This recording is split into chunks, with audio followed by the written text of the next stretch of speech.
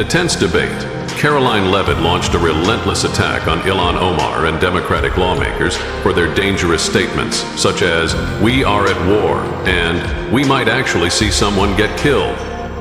Leavitt immediately struck back, condemning the blatant hypocrisy of the Democrats.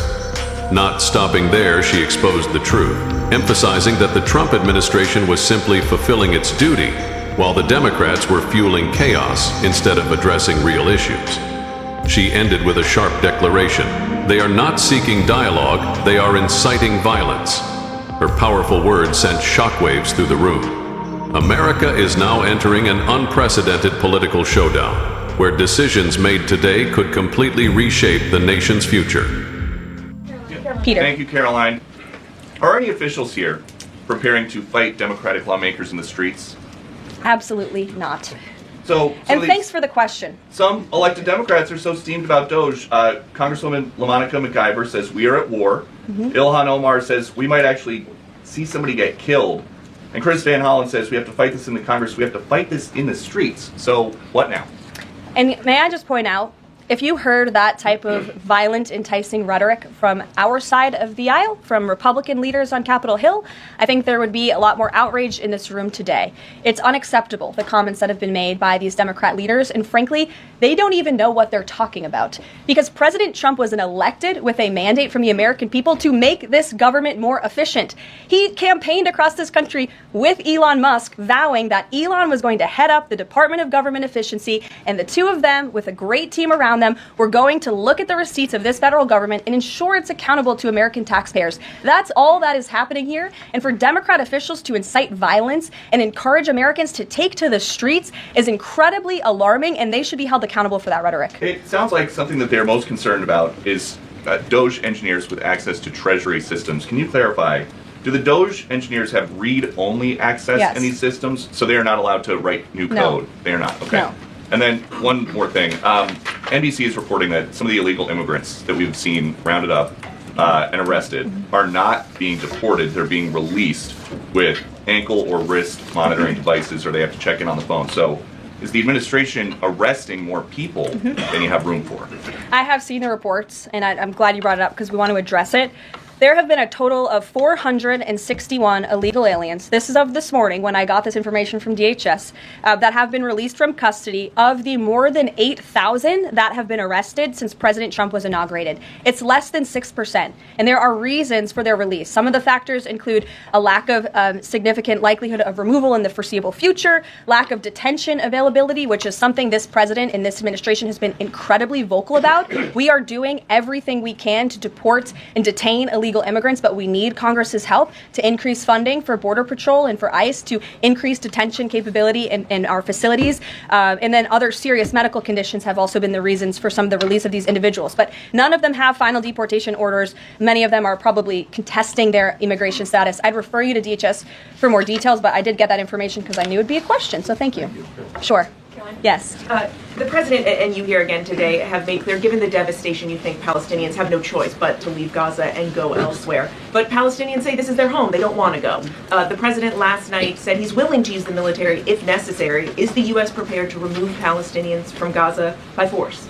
The president is prepared to rebuild Gaza for Palestinians and all people in the region, peace-loving people who want real economic development and opportunity in the region. This is a region that has been controlled by Iranian-backed terrorists, Hamas, who have brutalized not just Israelis but Palestinians too. It is because of Hamas that you see those images on that screen, that Gaza has become a demolition site because Hamas launched that brutal attack on Israel on October the 7th. And so again, I would stress, President Trump wants to ensure that this can be a place where all people can live in peace. He is a peacemaker in chief. He made that very clear in his first term. And as for how that will be accomplished, the president and his team are talking with our allies in the region to consider next steps. But should the American people be prepared to see U.S. military on the ground fighting a ground war against Hamas? Again, the president has not committed to U.S. troops in the region. But it is an option.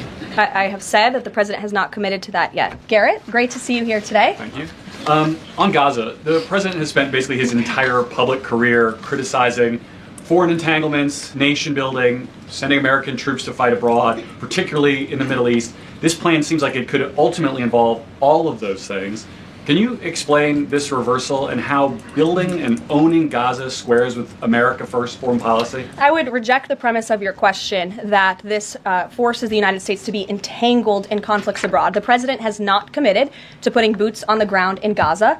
He has also said that the United States is not going to pay for the rebuilding of Gaza. His administration is going to work with our partners in the region to reconstruct this region. And let me just take a step back here, because this is an out-of-the-box idea. That's who President Trump is. That's why the American people elected him. And his goal is lasting peace in the Middle East for all people in the region. And as I said in my opening remarks, we've had the same people pushing the same solutions to this problem for decades. And it's been made very clear to the president that the United States needs to be involved in this rebuilding effort to ensure stability in the region for all people. That does not mean boots on the ground in Gaza. It does not mean American taxpayers will be funding this effort. It means Donald Trump, who is the best deal maker on the planet, is going to strike a deal with our partners in the region. He did not rule out American troops in Gaza last night. Are you doing that now? I am saying that the president has not committed to that just yet. He has not made that commitment, and you know that. And on the foreign partners, the Jordanians, the Egyptians, the Saudis have already panned this plan. What foreign partners, if any, have expressed any interest in being part of it? Well, the president has said he's been socialing this idea for quite some time. He's been thinking about this. He said in his remarks last night, this was not a decision or an announcement that he takes lightly. And the president has already spoken to the President al-Sisi. In fact, that was his first foreign leader call. He's meeting with the King of Jordan, King Abdullah, next week. He spoke with the King of Bahrain. He spoke with the Crown Prince of Saudi Arabia. And he has made it very clear, he's been very vocal, that he expects our partners in the region, particularly Egypt and Jordan, to accept Palestinian refugees temporarily so that we can rebuild their home. I'd like to show you some images of Gaza that were taken. Fox News aired this. I mean, that is, as they put it, in an apocalyptic scene in Gaza. This is an uninhabitable place for human beings. Do you really think that families can live their dream in a region that looks like this, with no running water, no electricity? And the special envoy to the president, Steve Witkoff, recently traveled to Gaza, as you all know. And he came back with images that he showed the president of the dire situation here. And the president made this decision with a humanitarian heart for all people in the region. Dasha. Karoline, you said the president has been working on this idea for a while behind the scenes now. Is there a written plan based on the president's proposal for Gaza? And if so, when was it drafted and who had a hand in that? The plan was written in the president's remarks last night as he revealed it to the world and to the American people, and his team are continuing to be engaged on this effort. I saw the National Security Advisor this morning. He has a very busy day of calls, and they will, again, continue to engage with our partners. That includes Steve Witkoff as well. Mary. Two questions for you on the news of the day. So how is today's executive order going to impact the 2028 Summer Olympics in Los Angeles? For example, would a man who thinks that he's a transgender woman be allowed to compete as a female on U.S. soil?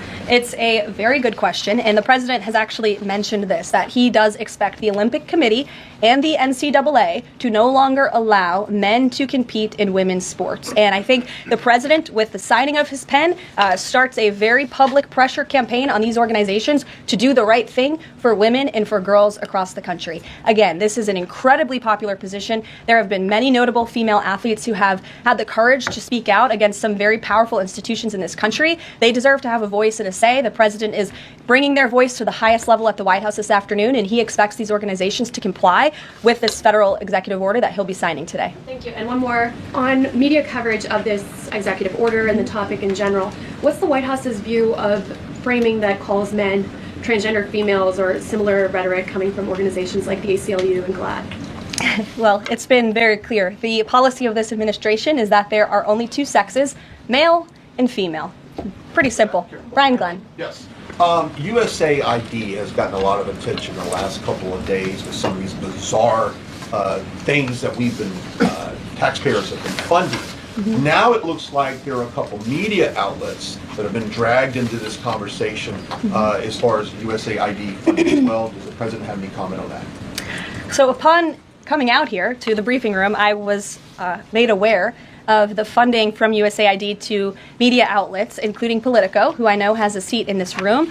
And I can confirm that the more than $8 million taxpayer dollars that have gone to essentially subsidizing subscriptions to Politico on the American taxpayers' dime will no longer be happening. The DOJ team is working on canceling those payments now. Again, this is a whole of government effort to ensure that We are going line by line when it comes to the federal government's books. And this president and his team are making decisions across the board on, do these receipts serve the interests of the American people? Is this a good use of the American taxpayers' money? If it is not, that funding will no longer be sent abroad, and American taxpayers will see significant savings because of that effort.